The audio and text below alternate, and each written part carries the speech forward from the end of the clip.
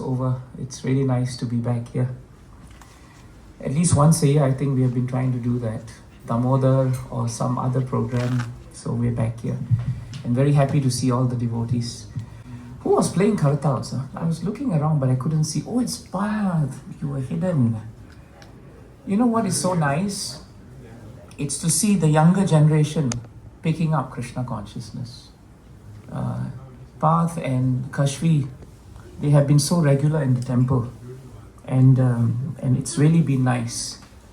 I know that Kashvi attends the younger girls' programs and discussions, and Radhika tells me how nicely she delivers her realizations, and that's really nice to hear that. These devotees are studying Bhagavatam, they're reading Srila Prabhupada's books. And Parth plays, very nicely. I think you're competing with your father, isn't it?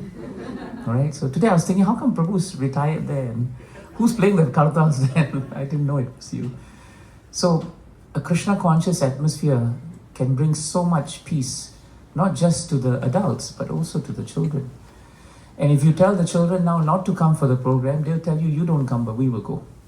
That's what they will say, because why? They have built up their own social fabric. And they understand that Krishna gives them happiness. That is the beauty of Krishna consciousness.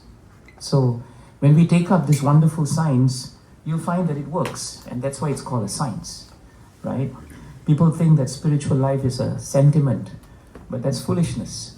Because if it's a sentiment, you test it, and it shouldn't work because it's a sentiment, it's a feeling.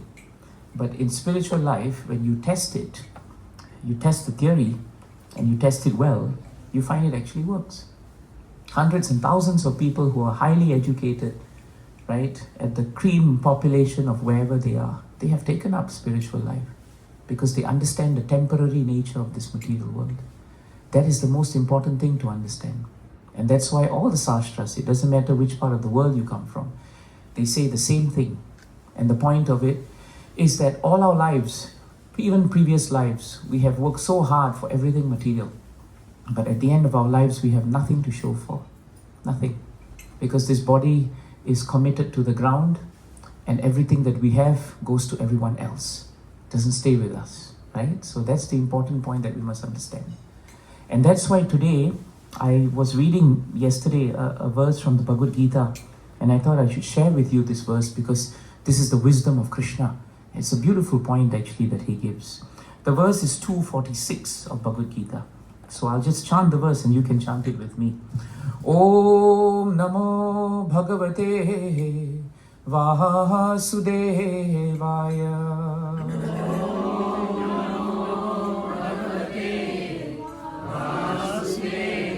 Om Namo Bhagavate Vasudevaya.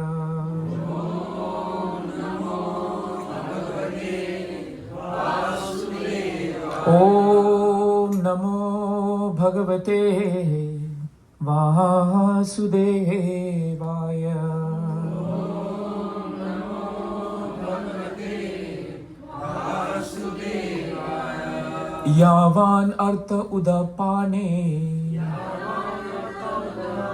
Sarvata Samplutodake Tavan Sarveshu Vedeshu Brahmanasya Vijanataha. Please repeat the translation. All purposes served by a small well can at once be served by a great reservoir of water. Similarly, all the purposes of the Vedas can be served to one who knows the purpose behind them. I'll repeat it. Right? It's a very interesting verse. All purposes served by a small well can at once be served by a great reservoir of water. Similarly, all the purposes of the Vedas can be served to one who knows the purpose behind them. Jai Srila Prabhupada's translation key. I'm just reading the translation first because the key here is what is being said by Krishna. Selvan Prabhu, for example, in our business world, sometimes we have business objectives which are what we call high level. And we realize as we work through our business objectives that actually the low level business objectives will be taken care of if we understand the big picture. That's one of the important approaches to business. It's one of the important, in any material science, you do that. You understand that you have smaller goals, but you always know that you have a higher goal. And actually, if you cover that, all the others are actually in their own way taken care of. They're all subsets. So in the same way, Krishna is saying a very important point. Krishna is giving a very simple example. If you have a village, you have a well, right? In previous days, in villages and all, everybody had a well. There was a well in the village or a well amongst few houses. Now you take water from the well, and that water serves you well because it gives you nourishment. What Krishna is saying here is, whatever is the purpose of that small well, it can be actually served much better by a large pool of water. If you have a reservoir next to you, and it's clean, fresh water, why would you need a well? That's the point, you see. If you have just a little bit of water, why would you want that little bit of water if you can have a vast amount of water? And therefore, your supply is going to be much more endless than the small source of water that you have. So Krishna's making this point at different levels. At the most highest level, he's saying, why do you have to approach anyone else when whatever else that is given by anyone is actually coming from me? Krishna says in Bhagavad Gita, Aham sarvasya prabhavo mattaha sarvam pravartate. He says that I am the source of everything which is material and spiritual. Everything is emanating from me. Krishna says that. And so therefore, if everything is coming from Krishna, then wherever we go and whatever we want, different people may be able to give us something. But ultimately, are we beholden to them, or do we understand that they are all part and parcel and instruments of Krishna? So it's like watering the root of the tree. That's another level. If you want to nourish a tree, you could of course water the leaf, the fruit, the branch, but we all know that the real nourishment comes when you water the root. So therefore, Krishna is saying here that if you want to know the purpose of life, if you want to know the purpose of the Vedas, because everyone speaks about the Vedas, and everyone has a different idea about the Vedas. Sometimes people think about the Vedas as just knowledge. Some of them think it's actually basically based largely ceremonial and ritualistic. But Krishna tells us here that behind every scripture, I am the goal. I am the goal. So instead of running here and there, trying to find a material solution to a material problem, Krishna says, why don't you come to the source of all that has come? Because then all the problems that you face, you will be given the strength to handle them. Not that the problems go away, but we have the strength to handle them. We have the right attitude to handle them. We see it in the right context, in the right perspective. And that is what Krishna is saying here. So in this world, every moment of our lives, we are all trying to search for some happiness, some measure of satisfaction. But Krishna is saying that if you take up spiritual life, if you put me in the center of all that you do, it doesn't mean you have to discard everything. We have to work, we have to earn, we have to try our best at whatever we do. Krishna told Arjuna, fight very well on the battlefield, be very expert. If you're going to be a student, right, be the best student you can be. But remember that the source of your strength is actually Krishna. Because if he was not the source of your strength, and if you were the source of your strength, then you'd be able to control everything that happens in your life. But we all know we can't even control our own blood pressure. What to speak of anything else? We can only hope very often that we've done well, and we hope that we will get the reciprocal results. But even that in life is not always the case, as you know.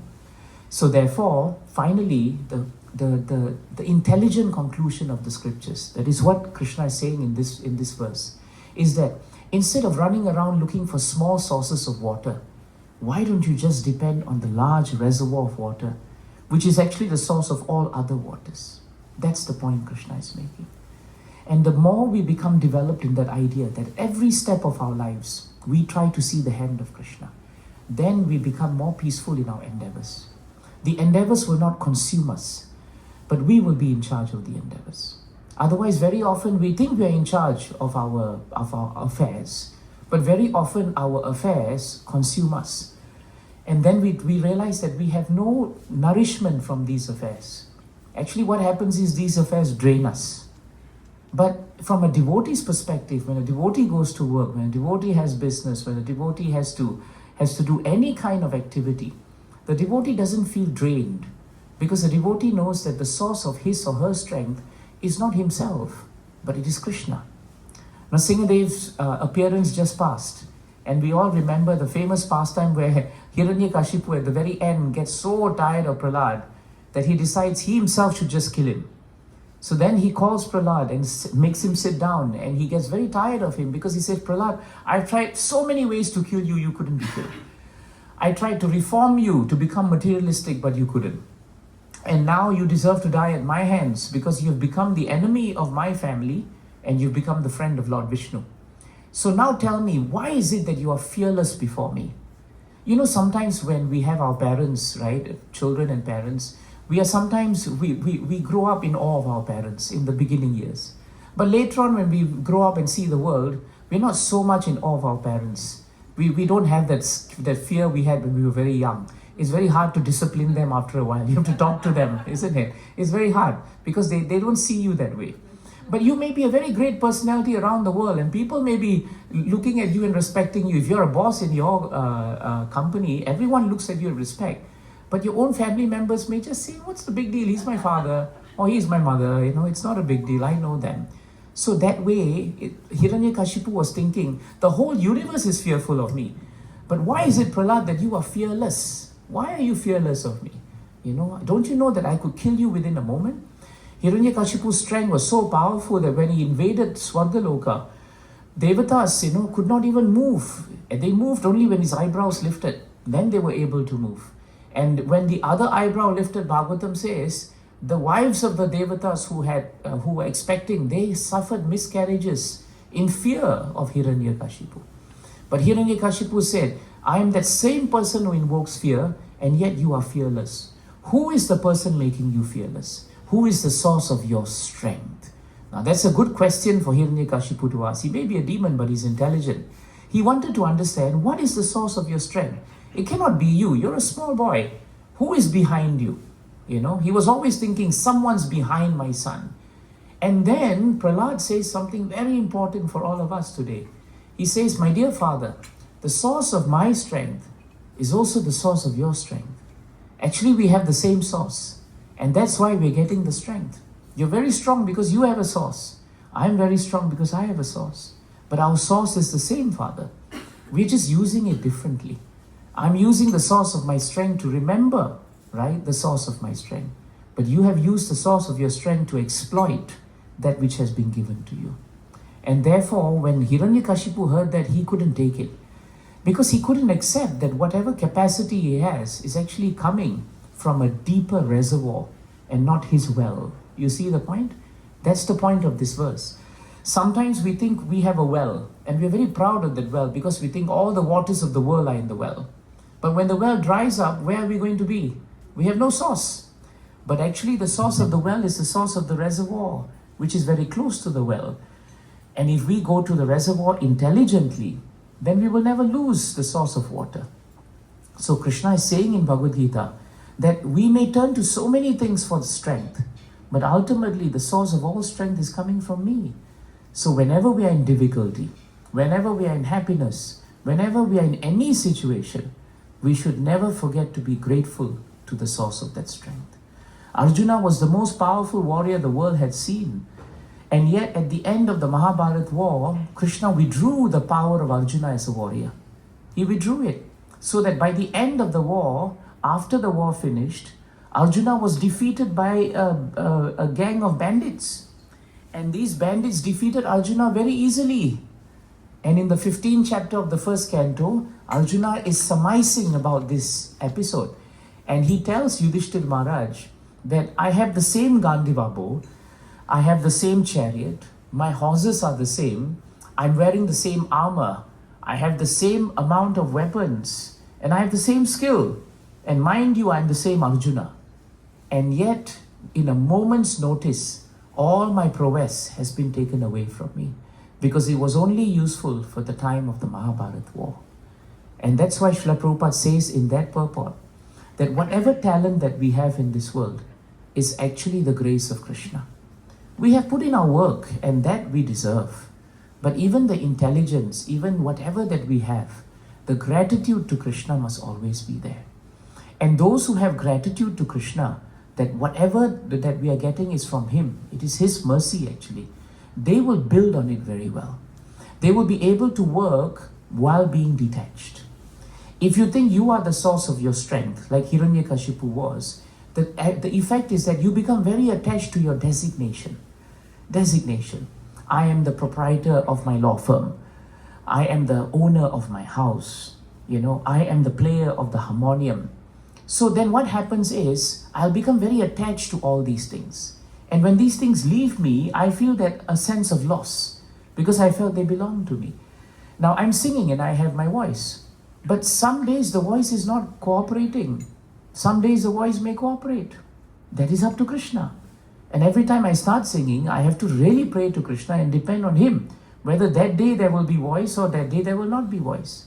The day when the voice is taken away, that day I have to stop singing, because Krishna doesn't want that. So if I become very attached to that designation, then it becomes very difficult for me, and I will become very small-minded. This is the point of the verse. The verse tells us, why are you looking at your small well, and thinking the well is the center of your universe? Prabhupada gave a nice story of Dr. Frog. He said that there was a frog in a well, and one day another frog jumped into that well and sat with him. And that frog said, I have been around the world and I saw a huge ocean. He saw the Pacific Ocean. And then Dr. Frog was in the well, said, oh, is it very big? And this frog said, it's huge. Then Dr. Frog said, is it as big as this well? And the other frog laughed and said, this well is nothing next to the ocean. And Dr. Frog said, you must be lying. You must be seeing something else. Because look at this well, it's so big. It's huge. Because Dr. Frog had never seen an ocean. He could not understand the vastness of an ocean because he was comparing everything to his small well. So Srila Prabhupada tells us that we live in a small part of this material universe. And yet we think this material universe is everything. But we don't realize this material universe is itself 1/4 of the entire creation of Krishna. And the vast 3/4 of creation is actually the spiritual world. But we cannot even conceive of it because we think, my God, this creation is already massive. How can it be there's something bigger than this? You see? So therefore, we should not be small-minded in Krishna consciousness. This is a very important point. Krishna consciousness means to be broad-minded. Broad-minded means we see the vastness of creation and we know who is behind creation. Srila Prabhupada was walking, one day with all the disciples, and they came to the edge of the ocean, and they were seeing the ocean, and behind there were the mountains. It was near LA, it was the Pacific coast. So it was very beautiful, the Bay Area. So then what happened was, the disciples said, how wonderful and massive and powerful this ocean looks. And they turned to Srila Prabhupada because they wanted Prabhupada to agree with them. Prabhupada agreed, but he said it differently. He said the ocean is wonderful, but how much wonderful must be the creator of the ocean? That's what I'm thinking. So this tells us what Krishna is saying in this verse, that whatever purpose you want to achieve, it can be always achieved if you go to the root source of that which you are trying to achieve. This is very important. And therefore, the Devatas always defeated the demons. Because whenever both of them were fighting, the demons sometimes appeared to win, but they were depending on their source of strength to win. But the Devatas, even when defeated, they understood that they were defeated, and therefore humbly they would go to Krishna. They would go to Brahma first, and Brahma would go to petition Krishna, because they saw Brahma is their exalted father. And Brahma went to Krishna, and Krishna, being the source of their strength, he would always help them. And that is why the devotees of the Lord may not be as physically powerful and competent as the demons, but the demons rely on their strength, and ultimately their strength must go. But because the Devatas rely on Krishna's strength, the source of their strength is always prevalent. And that's why at the end of Nrsimhadev's Leela, it was Hiranyakashipu who perished, not Prahlad. Prahlad was very young, but he did not perish. And no matter how smart you want to be with Krishna, Krishna will always outsmart you. Because he is the source of your intelligence also. He is the source of your intelligence. See, Hiranyakashipu wanted to outsmart Brahma, and he wanted to outsmart his enemy Vishnu. So when Brahma appeared before him after his great austerities, if you recall, he asked for a lot of insurances. His policy was very strong. He said, I don't want to die by the hands of any man or animal. I don't want to die with any weapons, by any weapons. I shouldn't die day or night.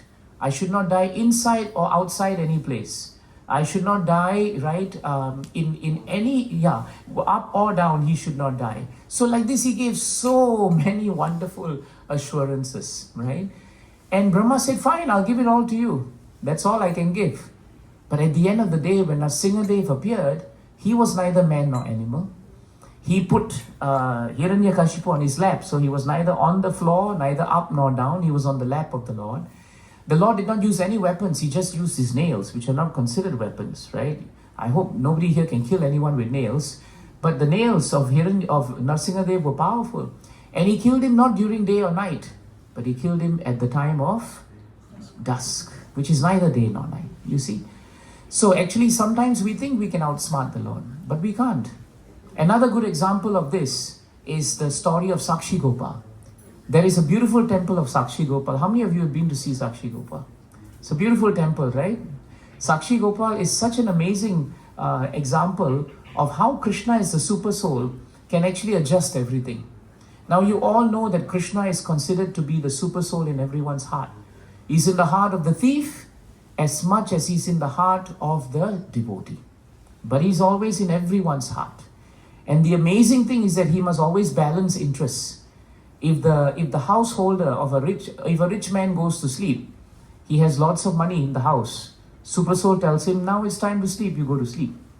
Then the super soul is in the heart of the thief, and the thief wants to steal something from the rich man. And the thief wants inspiration to enter the house to steal. So the super soul's job is the most difficult job in the world because he's in the heart of everyone. Now in Sakshi Gopal's story, the Brahmana, there was a young Brahmana who met an elderly Brahmana as they were traveling in Vrindavan. And they saw the beautiful deity of Gopal in Vrindavan. After taking darshan, the elderly Brahmana was so happy with the service of the younger Brahmana that he told him, when we go back to our village, I will give the hand of my daughter to you in marriage because you will be a wonderful groom and a good devotee. The younger Brahmana said, don't make promises you can't keep. You must check with her. You have to check with your family. Now you're very happy. When you go back, things will change. You know, when we're in the Dham, everything is nice. When we come back to Waterside or we come back to wherever part of Singapore, everything changes, isn't it? So therefore, younger Brahmana was smart. He said, don't make promises. But he said, I will make a promise. Then the younger Brahmana said, let Gopal, the deity, be the witness. So they left and they came back.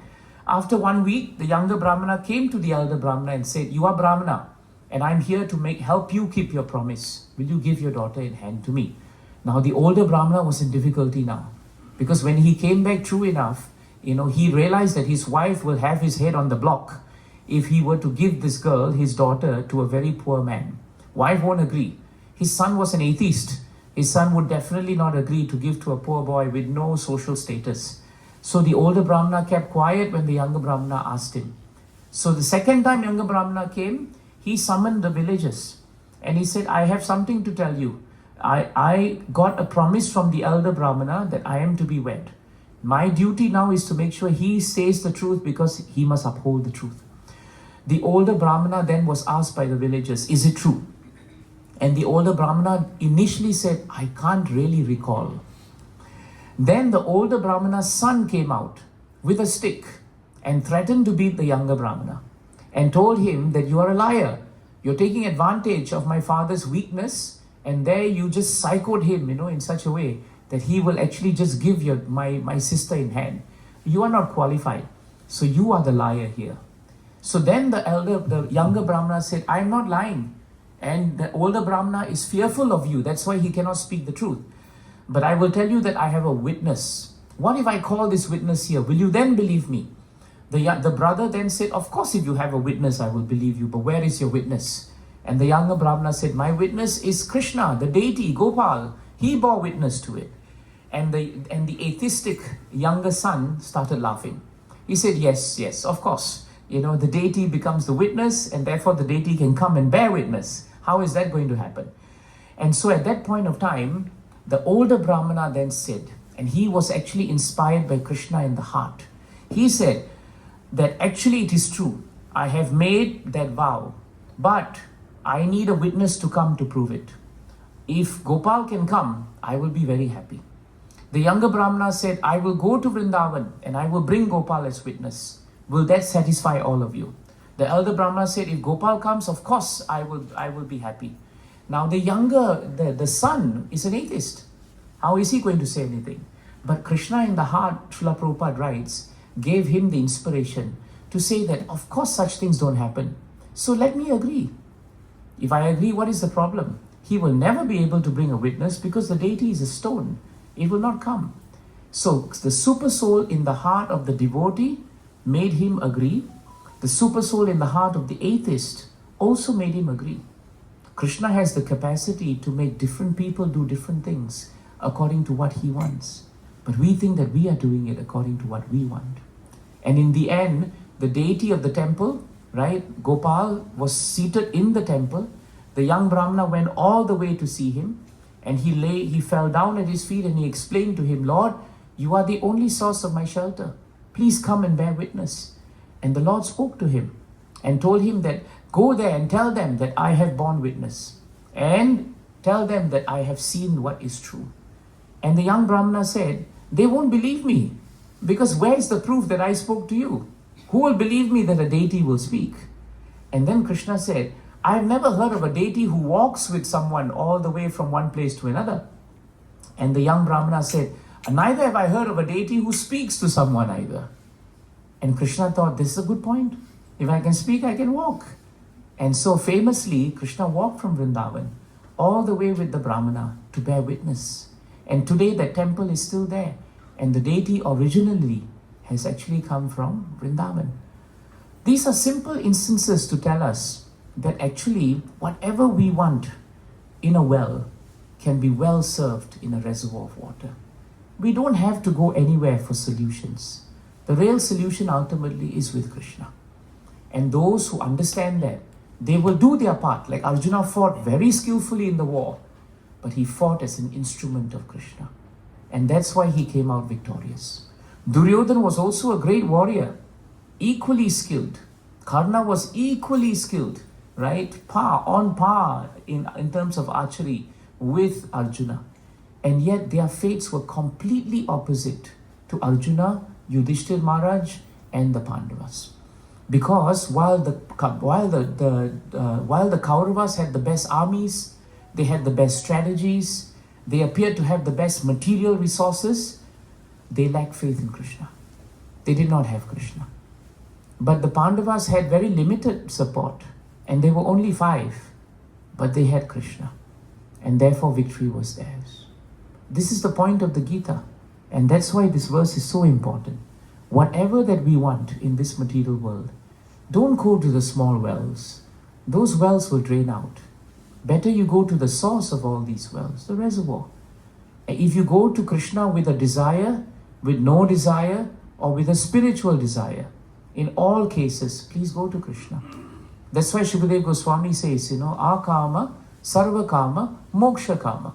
In all 3 situations, whether you are an atheist, whether you are materialist, whether you are devotee, it doesn't matter. In all situations, tivrena bhakti yogena, you please single-mindedly go to Krishna and you seek from him. It is better to ask a material benediction from Krishna than to go to anywhere else and ask. Because whichever devata you go to must actually bring that benediction back to Krishna for sanction before coming back to you anyway. So even if you go to Lord Shiva, you go to Mother Durga, they will still go back to Krishna. And they will still have to ask sanction. So why go to the small well when you can go to the reservoir? That is the correct understanding of the greatness of Krishna. This is very important. I want to end by remembering the story I was reading in Krishna book this morning. You remember there was a demon called Vrikasura. Not Vritasura, but Vrikasura. Towards the end of Krishna book, this demon was a devotee of Lord Shiva. and he wanted to become very powerful. So he went to Kedarnath and he set up a nice yajna, and there he started praying to Lord Shiva. But his prayer was very funny. He started cutting off bits and bits of his flesh and offering it into the fire, thinking that that way Lord Shiva will come. But after 6-7 days, Lord Shiva did not come. He thought maybe the best way to summon him is to cut off my own head. You think, does anybody have any head thinking about it? You cut off your head, you're dead. What's the point of it? But he got ready and he wanted to cut his head. And Lord Shiva appeared before him. Lord Shiva said, please don't cut your head. There's no point to it. Your life is not yours. It belongs to Krishna. What do you want that is so important that you need to cut off your head? And Vrikasura said, I want to become very powerful. I want a boon. And Lord Shiva is Asutosh, very easily pleased. So he said, all right, if you want a boon, what is your boon? He said, I want a boon where anybody I put my hands on the head, that person must instantly die. This is how demons think, you see. They want instant power. And he thought this is a good way to become very powerful. So Lord Shiva said, all right, it's a funny thing to ask, but if you want it, I will give it to you. And the moment he gave it to him, the demon stretched out to Lord Shiva. And Lord Shiva said, why are you stretching out to me? He said, I need to test whether the boon works. You may have said it, but does it work? And Lord Shiva realized that he was going to use the boon on him. And Lord Shiva started running. He started running away from the demon. He went to all the Devatas, but the Devatas said, we can't help you because Shiva, you're stronger than us. He went to Brahma, and Brahma said, even I can't help you because I'm mortal myself. And finally he went to Svetadweep, where Lord Vishnu was. And when Vishnu saw that Lord Shiva was in difficulty, he said, leave it to me. I will settle this matter. And so he appeared as a Brahmana in front of this Vrikasura. And he said, my dear Vrikasura, why are you running around? Who are you looking for? And he said, I'm looking for that cheat, Lord Shiva. He said, why cheat? He said, because he has given me a boon that doesn't work. He said, how do you know it doesn't work? Because when I wanted to test it, he ran away. This is the foolishness of a demon. And so the Brahmana said, okay, so how will you test it then? He said, that's why I'm trying to test it on Lord Shiva. And the Brahmana said, I have a solution, simple one. Why do you have to look for Lord Shiva to test it? Why don't you test it on yourself? It doesn't work, right? You might as well verify it, and then you and I will go and find Lord Shiva. And Vrikasura thought, that's a good idea. I think that's the last time he used his head. Huh? And so he put his hand on his head, and he died. Very simple story from Krishna book. But the point is, we run to everybody to look for the source of strength. But the real source of strength is Krishna. So why go everywhere? The real source of happiness is also Krishna. So you do whatever you have to do. Aditya, you're going to study in the US. Good luck. Thank you. Yes. I mean, it's going to be a very wonderful, time to advance your studies, and I wish you all the best. But remember, the source of your strength is the source of my strength. And finally, it is Krishna.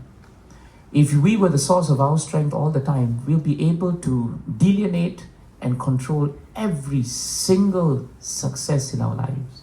But by now that doesn't happen. By now it doesn't happen.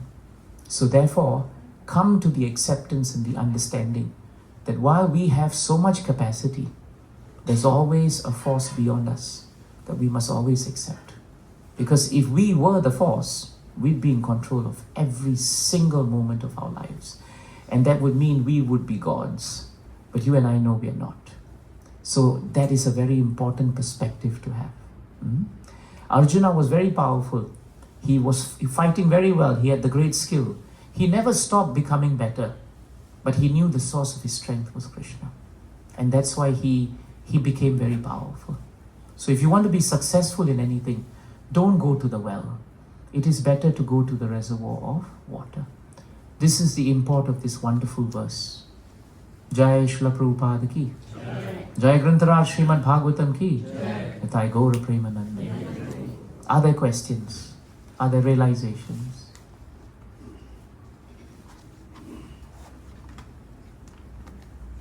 Umang Prabhu, all good? Very nice. Path? Who's going to play kartals now? You or your father? I think I, yeah? Okay, fine. He just made that decision. Matajis, anything? Yes, Prabhu, please.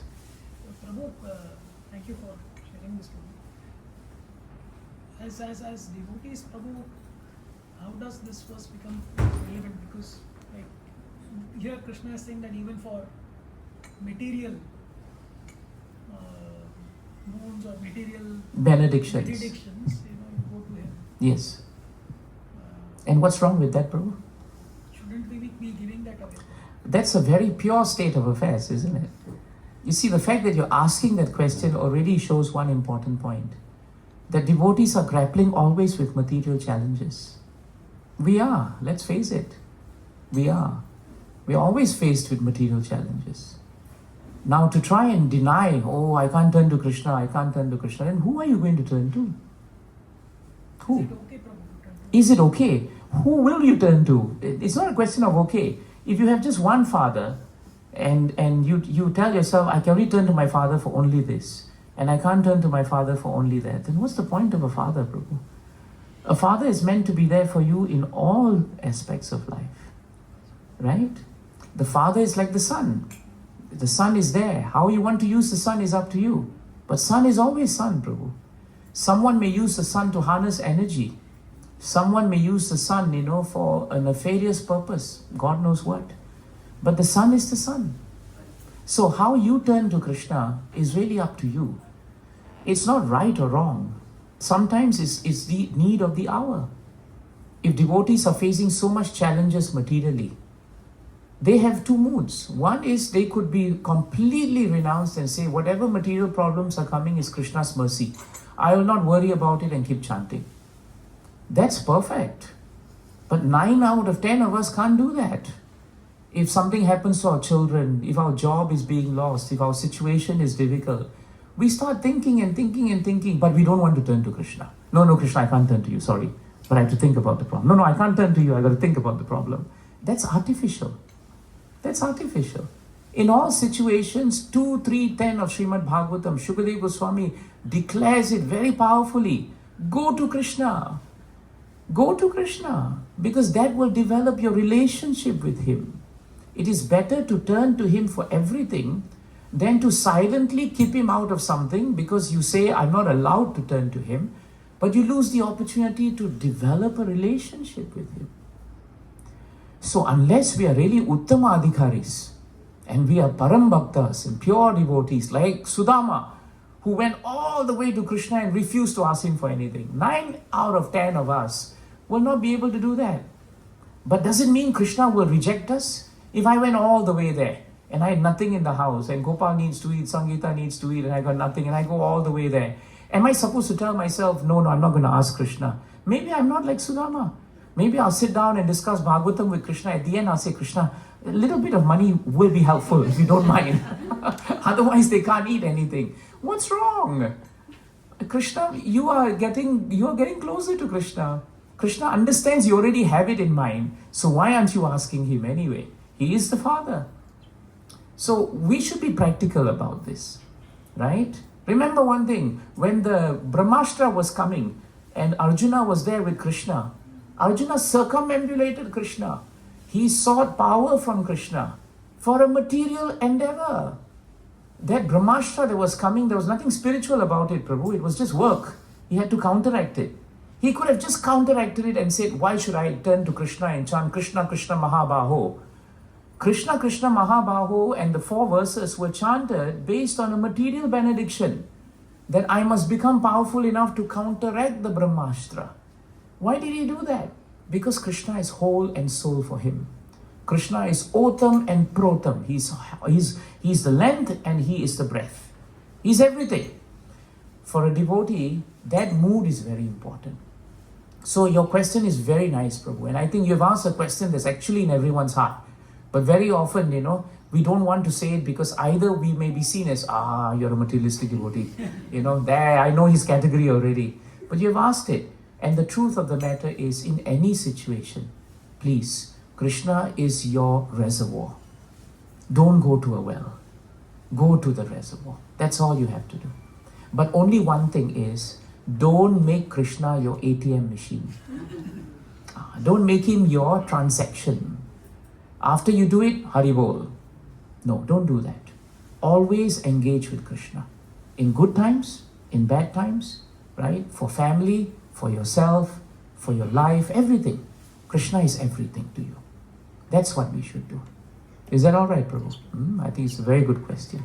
Shall we chant Krishna's names? Yes, Mataji. Wants to ask a question. Of course. Can I ask in Hindi and I will translate. No, there, please, please.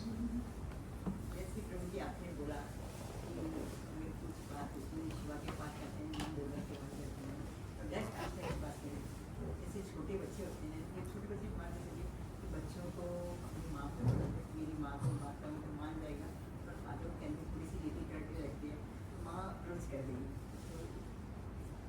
Translate, Mataji. I have an idea, but you translate it. Yeah, I get the idea. Yes. Only saying that like the way small children like they have some problems, right? So they approach the mother first because they are more comfortable with the mom and they are a bit scared of the dad. Okay. So as you explained, like we should not go to like Ma Durga. We should directly go to Krishna. Yes. So that is what she is trying to relate in this. Okay, I understand. You see, you can translate that to her after this. She'll understand. She understands, right? Yeah. See, the thing is, we have grown up in certain traditions before we came to Krishna consciousness. So very often what happens is, we have these traditions that are there. Sometimes we have Ishta Devatas, we have Kula Devatas, they are there. We don't have to disrespect them. We respect them because they are great devotees of the Lord. But we understand that the source of their strength is Krishna. That is first understanding, that's very important. When we really understand that the source of their strength is Krishna, then the correct end result of that is that we should always respect them. But whatever benedictions that we are asking for, or whatever that we want to ask for, we should actually go to Krishna. Because Krishna is kinder than all the mothers of the world combined. Krishna is kinder than all the fathers of the world combined. Krishna is the source of Durga. Krishna is the source of Shiva. And therefore all his qualities are supreme. So that is something that we should always pray for. That ultimately I should be able to approach my father, because my father is the reservoir and everyone else is a well. That is the main point we should do. So nothing wrong with that, but we should slowly grow into this realization. That is very important. Very important.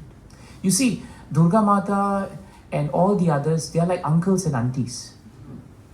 Finally, you have one father. One father. And we may have so many uncles and aunties. And they are nice to us. They come to our house, we go to their house, everything. But ultimately, when you have father, you have to hear the father. Uncle and aunties are helpful, but there is only one father. And that father is Krishna. That father is Krishna. I hope it is useful, Mataji. Okay?